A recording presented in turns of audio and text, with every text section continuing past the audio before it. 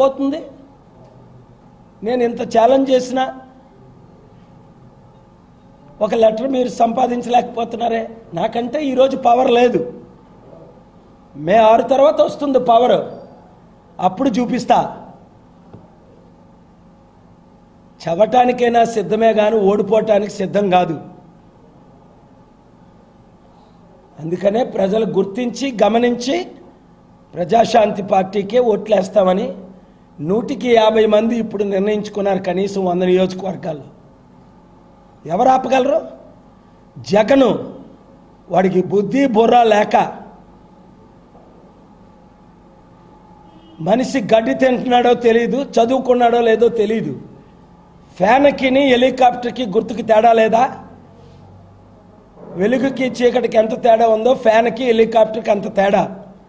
వైఎస్ఆర్సీపీ వెళ్ళి ఎలక్షన్ కమిషన్కి కంప్లైంట్ ఇచ్చి ఫ్యాన్కి హెలికాప్టర్కి సేమ్ గుర్తులాగా ఉంటుందని మా హెలికాప్టర్ గుర్తు మార్చమనా? నీకు చేత కాక, నీకు చేతనైతే రా డిబేట్కి. నీకు చంపడం వచ్చు, దోచుకోవడం వచ్చు, మోసం చేయడం వచ్చు, అబద్ధాలు ఆడడం వచ్చు, అన్యాయం చేయడం వచ్చు. నీకు ఇంకేం వచ్చు? డిబేట్ చేయడం వచ్చా? ఏ భాషలో చేస్తావు? హిందీలోనా, ఇంగ్లీష్లోనా, తెలుగులోనా? మీ సాక్షి ఛానల్లో డిబేట్ చేస్తావా? మీ స్టూడియోకి వస్తాను. రాష్ట్రాన్ని ఎలాగ అప్పుల నుంచి విడుదల చేస్తావు, రాష్ట్రాన్ని ఏ విధంగా అభివృద్ధి చేస్తావు చెప్పు. ప్రజలు డిసైడ్ చేయని. అందరితో వద్దు డిబేట్. జగన్, నువ్వు నేను డిబేట్ చేద్దారా?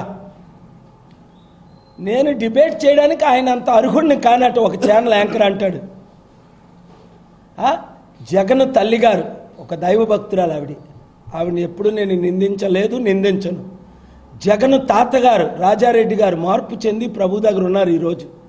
జగన్ తండ్రి గారు 1-2 చిన్న తప్పులు చేసిన వైఎస్ రాజశేఖర రెడ్డి గారు రాష్ట్రమంతా బాగుపడాలని కృషి చేశారు.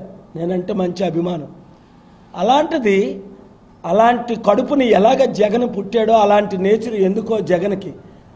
మా పార్టీ సింబల్ హెలికాప్టర్ క్యాన్సిల్ చేయమని వైఎస్ఆర్సీపీ ఎలాగడుగుతారు? ఈరోజు ఎలక్షన్ కమిషన్లో మా ట్రెజరర్ కూర్చుంటే వారు లెటర్లు చూపించారు. అంటే మీకు ఓట్లు పడవని తెలిసిపోయింది, సీట్లు గెలరని తెలిసిపోయింది, జైలుకి వెళ్తారని తెలిసిపోయింది, మీ రాహుల్ గాంధీ ప్రధానమంత్రి అవడని తెలిసిపోయింది.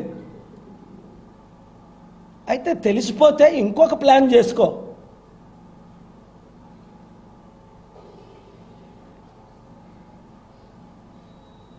అవినీతి వద్దు. దేవుడు నిన్ను ఏ విధంగా క్షమించాలో దేవుడిని ప్రార్థించు. ఏ విధంగా కేసుల నుంచి భయపడాలో ఆ బయటికి రావడానికి ప్రయత్నించు. ఎవరైనా అన్యాయంగా చేసిన డబ్బు నువ్వు తిరిగి గవర్నమెంట్కి ఇచ్చేసాయి. తప్పు అయిపోయిందని ఒప్పుకో. ఎంత కుట్ర చేసి నువ్వు నన్ను ఓడిద్దామని ప్రయత్నించినా ప్రజల మూర్ఖులు కాదు జగన్. అందుకనే వంగవీటి రాధా లాంటి అనేక మంది నాయకులు నీ పార్టీ నుంచి బయటకు వచ్చేశారు. అందుకే మార్చి 15 వరకు ఆగండి. ఏప్రిల్ 1 వరకు ఏ పార్టీలో ఎవరు చేరకండి. మార్చిలో మార్పులు అన్నాను. అందుకనే ఎంత మంచి నాయకులు. గౌడి గారు 40 సంవత్సరాలు రాజకీయం చేశారు. పెద్ద 2 పార్టీల్లో. ప్రొఫెసర్ గారు మన శాస్త్రి గారు, జాకబ్ శాస్త్రి గారు ఒక 3000 మంది కనీసం ఐఏఎస్ ఐపీఎస్ లీడర్స్, ఎక్స్ఎమ్మెల్యేలు ఎక్స్ఎంపీలకి నాయకులు. ఆయన ఆంధ్ర యూనివర్సిటీలో ప్రొఫెసర్గా ఉండి ప్రజాశాంతి పార్టీలో చేరి మార్చి 1ని వారిని నేషనల్ కోఆర్డినేటర్గా మేము అపాయింట్ చేశాం. వారి కుమారులు ఎంతో కష్టపడి స్ట్రక్చర్ తీసుకొస్తున్నారు. అమెరికా నుండి జిఎస్ సీలన్ గారు వచ్చి 2 ఇయర్స్ నుండి national front, third front, secular లీడర్స్ని ఇండియాలో ఉండిపోయి కలిసి అనేక వేల మంది దైవజనులు కలిసి మెసేజ్ ఇస్తున్నారు.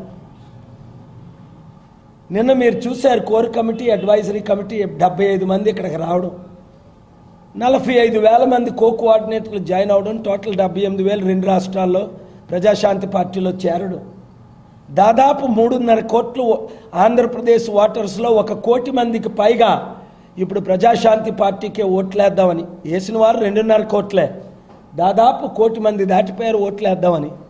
మీరు ఈ ప్రవాహాన్ని ఎలాగ ఆపగలరు? ఈ సునామీని ఎలాగ ఆపగలరు? ఈ బడుగు బలహీన వర్గాల పార్టీని ఎలాగ ఆపగలరు? దళితుల్ని బుల్షిట్ అంటాడు ఒకడు, అది తప్పు కాదా? అందుకని మీడియా కవర్ చేయరా?